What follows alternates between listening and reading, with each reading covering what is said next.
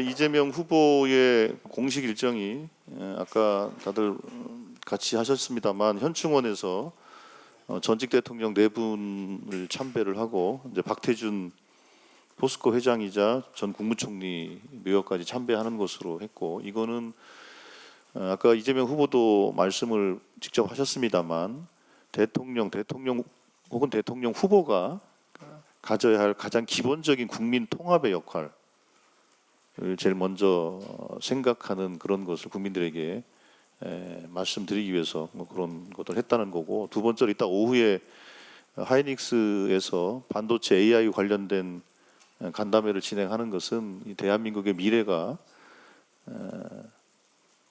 AI와 반도체에 달려 있다고 해도 과언이 아니지 않습니까? 그래서 대한민국 지속 가능한 성장을 위해서 그렇게 잡았다. 즉 이제 통합과 미래 혹은 통합과 성장이라는 이 두 가지 키워드로 오늘 첫날 일정을 잡았다, 이렇게 이해하시면 될 것 같고요. 그리고 보통 우리가 어떤 역사적인 평가를 할 때 여러분들 혹시 뭐 07과삼이라는 것들 많이 들어봤죠? 어떤 평가가 아무리 박하다 하더라도 그분의 공이 7이고 관은 3이다, 이런 자세를 갖는 게 필요하다라는 얘기들을 많이 했는데, 그 평가라는 거는 결국에는 뭐 절대적일 수도 있지만 또 상대적인 평가라는 게 또 있지 않습니까? 그래서 오늘 이재명 후보가 네 분 대통령 묘역을 참배하는 것은 설사 상대적으로 보더라도 뭐 예를 들면 공이 하나에 불과하고 과가 9개나 된다, 뭐 이렇게 생각하는 분이 있을 수도 있지 않습니까? 그렇지 않습니까? 근데 그렇다 하더라도 그 절대 평가든 상대 평가든 박하게 평가하든 후하게 평가하든 그 모든 것들이 대한민국의 역사이고 그 자체가 대한민국이다라는 이제 그런 의미로 이해하시면 될 것 같습니다. 예. 그 정도 오늘 뭐 오전에 있었던 건 그렇게 하고, 지금 뭐 어쨌든 아까 그 윤여준 뭐 상임 선대위원장 말씀도 있었습니다. 아마 지금 어쨌든 뭐 선대위 구성과 관련해서는 지금 논의를 좀 하고 있는 중이어서 아직 결론 난 건 없고 하나하나 정리를 좀 해나가는 중에 있다, 이 정도 이해하시면 될 것 같습니다. 예. 그리고 어쨌든 선대위는 어제 후보도 직접 밝히셨던 것처럼 뭐 보수든 진보든 당이든 당 바깥이든 관계없이 능력과 경륜, 그리고 국민이 보시기에 저 정도 분이면 괜찮다라고 하는 평판 등등 이런 것들을 두루 고려해서 선대위 인선을 한다는 것이고, 두 번째로는 현장 속에서 현장 밀착해서 국민들과 함께 호흡하는 캠페인을 할 수 있는 그런 선대위를 꾸리기 위해서 고민하고 있다, 이 점도 말씀드릴게요. 예. 혹시 뭐 질문할 거 있어요?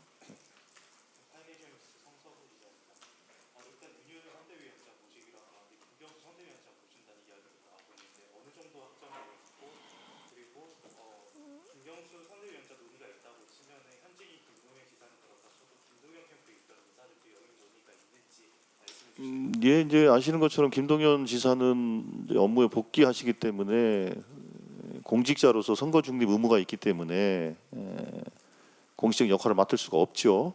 그렇게 될 것이고, 김경수 전 후보는 역할을 당연히 많이 하실 거라고 보고, 뭐 지역이든 아니면 중앙선대의 어떤 역할이든지 간에 당연히 큰 역할을 하실 거라고 생각을 하고, 또 그렇게 당에서 뭐 고민하고 있는 것으로 보면 될 것 같습니다.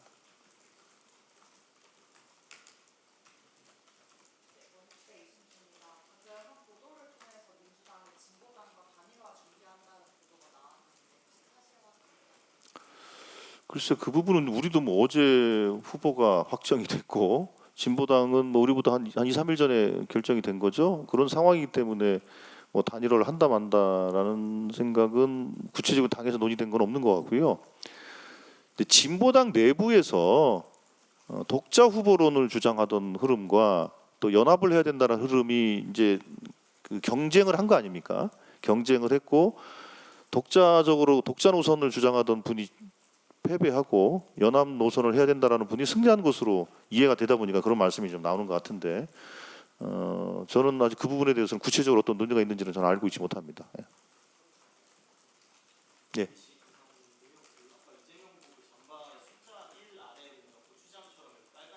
고추장이 글쎄 저도 처음 봐가지고 그건 내가 나중에 확인해서 그 뭐 일자에 포인트를 주려고 한 것인지 아니면 어쨌든 온통 파란색에 약간 다른 색깔을 하나 좀 포인트를 강조하는 것이 그거 자체로도 약간 통합적인 이미지가 또 있을 수 있는 거 아니겠습니까? 그냥 제 혼자 생각이에요. 그건 그 디자인하신 분의 어떤 디자인 의도는 제가 모르겠고 그거는 제가 확인을 해서 뭐 알려드릴게요. 예, 어떤 생각을 가지고 그렇게 디자인했는지는 예. 예.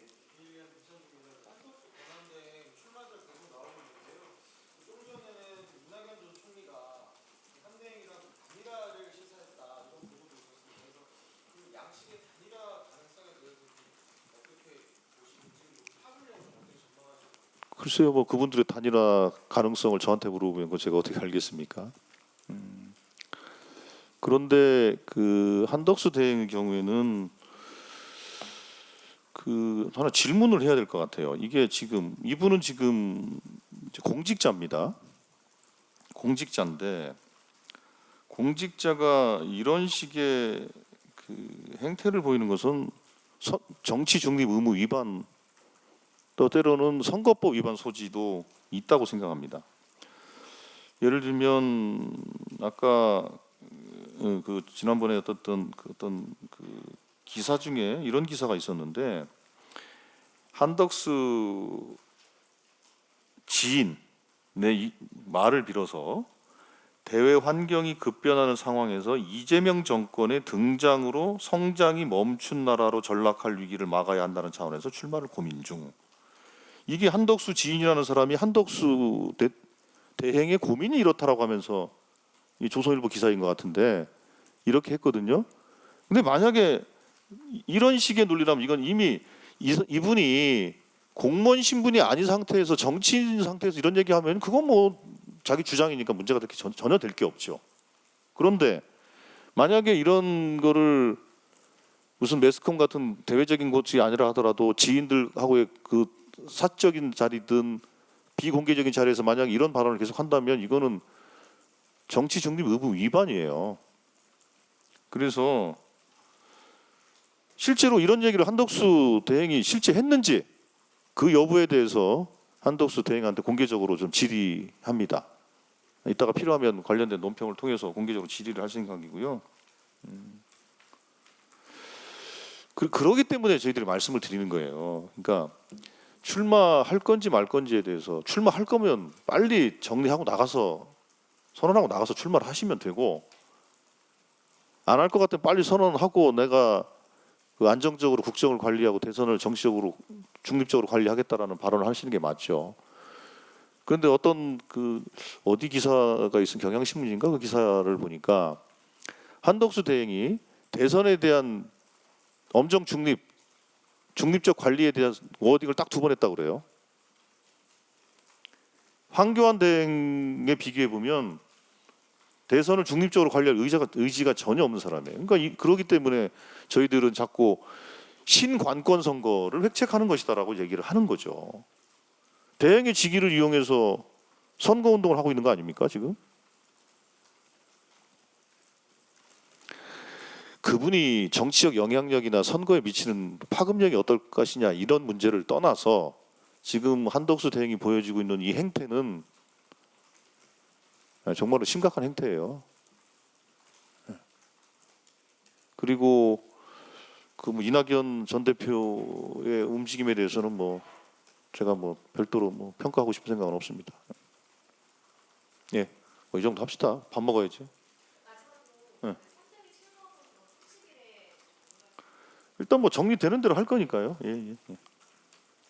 아마 뭐 계속 뭐 오늘도 좀 이러저런 그 조율 같은 것들을 좀 해야 될 것 같아요. 예, 예. 고생하십시오. 예, 식사 잘하세요. 예.